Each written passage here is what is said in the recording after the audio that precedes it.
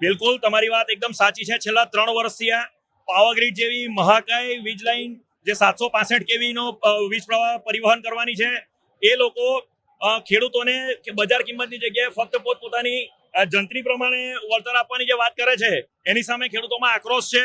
અને જે કાયદાનું પાલન કરવાનું છે, દાખલા તરીકે 1885 નો ટેલિગ્રાફ એક્ટ કે જેના અંડરમાં એ લોકો આ લાઈન લઈ જાય છે, એમાં સીધી જોગવાઈ છે કે જો ખેડૂતો વિરોધ કરે તો એમને કલેક્ટર પાસે લઈ જવાના છે, કલેક્ટરને ફરિયાદ કરવાની છે કંપનીએ, અને પછી collector as a district magistrate 16(1) હેઠળ ખેડૂતને બોલાવશે, એને સાંભળશે, એના વાંધાઓ સાંભળશે, પછી કલેક્ટર નક્કી કરશે કે એને લાઈન લઈ જવા પાત્ર છે કે નહીં। પરંતુ આ બધી પ્રક્રિયા, બધી કાયદાકીય પ્રક્રિયાને અવગણીને કલેક્ટરો પોતપોતાના મનસૂબી પ્રમાણે પોલીસ મોકલી આપે છે, અને આ પોલીસ જાણે કે પ્રાઇવેટ કોર્પોરેટની સિક્યુરિટી ગાર્ડ હોય એ પ્રમાણે ખેડૂતોને ઉચકીને એની પાસે દુરાચાર કરે છે, જે અત્યાચાર કરે છે, અને જે ખેડૂતનું શોષણ કરવાની વાત છે એનો આ વિરોધ છે। છેલ્લા 3 વર્ષથી આ અલગ અલગ જિલ્લામાં, મને ખબર છે કચ્છથી લઈને સુરત, નવસારી, વલસાડ સુધી અલગ અલગ જિલ્લામાં ખેડૂતો આંદોલિત છે, પરંતુ સરકાર એને સાંભળતી નથી। જિલ્લા લેવલે એમનું સમાધાન થયું નહીં, જેને લઈને દરેક જિલ્લાના ખેડૂતોએ ભેગા થઈને નક્કી કર્યું કે આપણે અમદાવાદ મુકામે ભેગા થઈ ગાંધીનગર સુધી ટ્રેક્ટર રેલી કરી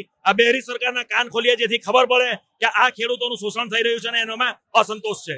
ત્યારે જ ન્યૂઝરૂમ ગુજરાતની યુટ્યુબ ચેનલને સબસ્ક્રાઇબ કરો અને ઇન્સ્ટાગ્રામ અને ફેસબુક પર ફોલો કરો। અપડેટ રહો, સત્યની સાથે રહો।